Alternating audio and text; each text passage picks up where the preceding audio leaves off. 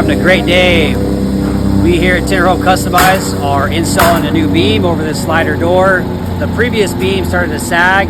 It was a different contractor, different trade, didn't get it permitted, didn't get it engineered. So we're here helping the Baileys pull the door out, put a new beam in, and we're gonna put the door back in, hopefully.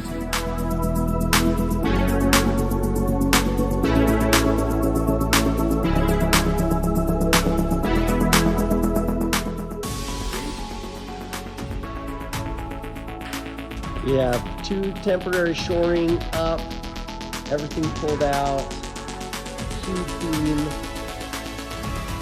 kind of in position.